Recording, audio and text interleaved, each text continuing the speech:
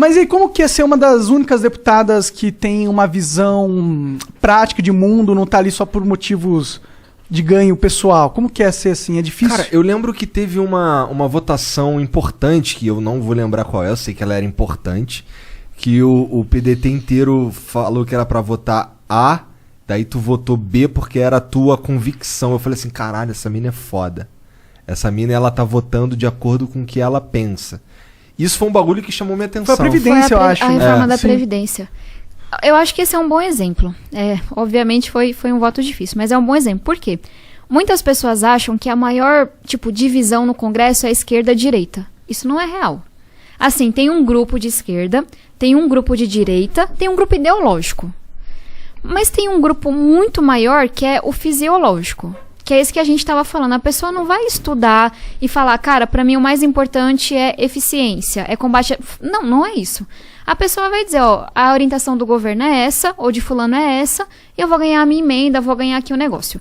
Então, só pra gente não ficar achando que a maior diferença é esquerda-direita, quando na verdade é de prática. E aí, qual é a minha crítica na questão da Previdência?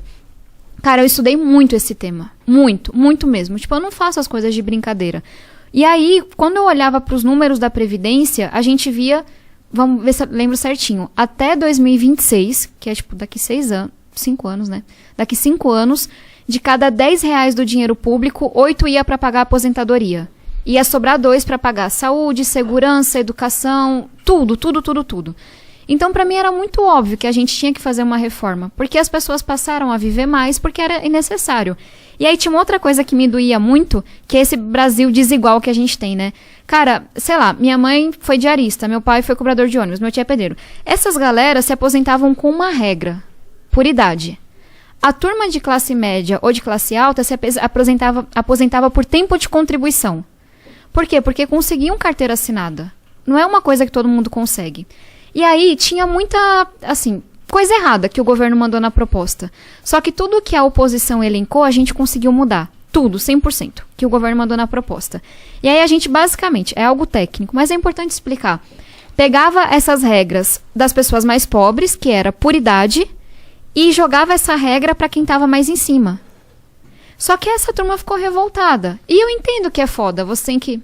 Pode falar a palavra? Claro, você pode falar o que você quiser. Você tem que trabalhar, sei lá, mais anos pra se aposentar. É difícil mesmo, não é uma reforma que as pessoas votam com gosto. É foda. Mas era importante. E aí veio essa galera que ganhava acima de 2 salários mínimos e muitas vezes, sei lá, acima de 5, 10, tinha gente ganhando 40 mil na aposentadoria no legislativo, os próprios políticos. E falava, nossa, você fez algo desumano, vão trabalhar até morrer. E aí, qual era a minha revolta? Porque a galera de esquerda falava isso. Só que a minha turma da missionária, meus parentes, meus vizinhos, não tinham mudado nada na reforma, entende? Entendi. Por que é que a regra que se aplica a você agora é desumana, mas quando ela se aplica a minha tia, minha mãe, meu vizinho, ela não é desumana? Não tô dizendo que é legal trabalhar até 62, 65 anos de idade. Tô dizendo que esse povo sempre foi assim. E aí, como é que, enfim, você entende que a esquerda vai defender quem é mais pobre. Sim. Mas aí eu comecei a entender que não, que nem sempre. Às vezes a esquerda vai defender quem está organizado em sindicato, quem está organizado e faz lobby, não quem é trabalhador informal. Outras vezes a esquerda vai dar um voto porque quer estar no poder, que foi um pouco o caso do PDT. O Ciro Gomes defendeu a reforma da Previdência em toda a campanha dele. E eu olhava para a gestão dele no Ceará com muita admiração, sabe? Cara, ele conseguiu juntar a questão social com a questão fiscal. Investiu em educação, mas fez a reforma administrativa que precisava lá na época. Que incrível, sabe? É difícil isso no Brasil. E aí ele defendeu toda a campanha. Quando chegou no governo, e foi uma coisa que ele falou pra mim por telefone, porque ele sabia do meu trabalho para mudar a reforma. Tabata, a política é assim. Tentei falar com o Lupe, não consegui, você vai ter que fazer o que eu tô dizendo, vai ter que votar contra. E Ciro, eu consegui várias mudanças, eu sei que isso é necessário. E ele, não, a política é assim, a gente tá de oposição, isso é um voto político contra o governo Bolsonaro. E ponto negativo pro Cirão aí, né? Mas você entende o meu ponto? Não, eu entendo, eu acho que você tá certíssimo, inclusive. E último ponto sobre esse negócio de ser mulher. Eu não acho que ele teria feito o que ele fez comigo se eu fosse porque foram vários votos no partido, quase 1/3. Mas eu fui a única pessoa que ele xingou, desligou o telefone, eu achando que tava tudo bem, E aí ele sai dando entrevista me xingando, me chamando de vendida, de traidora, dizendo que eu servia a 2 senhores, porque é a cabeça do homem. Se eu disse não à coisa que ele mandou eu fazer, na cabeça dele outro homem disse sim. Ele não conseguia entender que era eu pensando o tempo inteiro, sabe? Então eu acho que essa galera que tá há mais tempo na política tem que levar uns chacoalhões ainda. Assim, esse foi uma coisa que sempre me incomodou do Ciro. Ele parece muito certo de si, sabe? Até demais. Ele tem muitas certezas.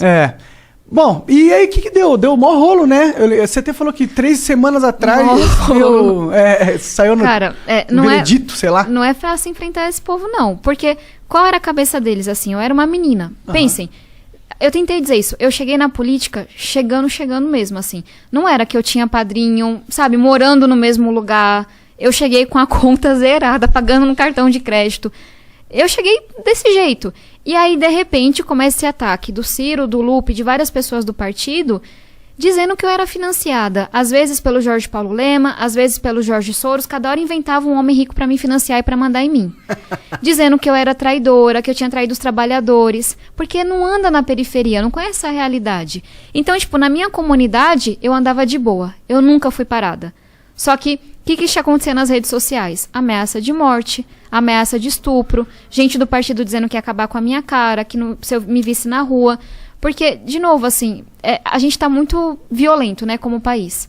Só que ser mulher piora as coisas. Sem dúvida. E aí eu tive que andar com escolta, eu já tive que fazer denúncia pra polícia, tenho não sei quantos processos. Então foi muito duro. E aí eu entrei com uma ação na justiça em outubro de 2019. Ela só foi julgada umas 3 semanas atrás. Assim, com quase todos os votos, eu fui liberada do partido por justa causa. E tem uma coisa que é massa, que o ministro Barroso, ele colocou. Tinha violência política de gênero no que o PDT fez com a Tabata. Entendi. Porque fez com ela e não fez com mais ninguém do partido. Então você tá fora do partido, do PDT? Tô sem partido agora. Você tá sem partido. E aí, como que você tá pensando nesse sentido? Vai pra qual partido? Cara, eu tô conversando com vários, né? O Brasil tem 35 partidos. Não é mas demais. não tem demais da conta. Uns 8 resolvia. Nem tem 35 Não tem 35 lados, ideias pra se defender. Não tem uma ideia. É porque eu tava contando pra vocês, assim, na hora que o partido te dá acesso a dinheiro, sem fiscalização, sem transparência, é um cartório muito lucrativo. Não é verdade pra todos. Tem partido de verdade, mas não são a maioria. Qual que E é aí- de verdade? Me apresenta. Não vou sair falando isso pros coleguinhas Tudo que eu vou bem, encontrar tudo amanhã, né? Você é de um partido de verdade, você é de um partido de mentira. Tá certo. Não, mas tô conversando com vários. Aí...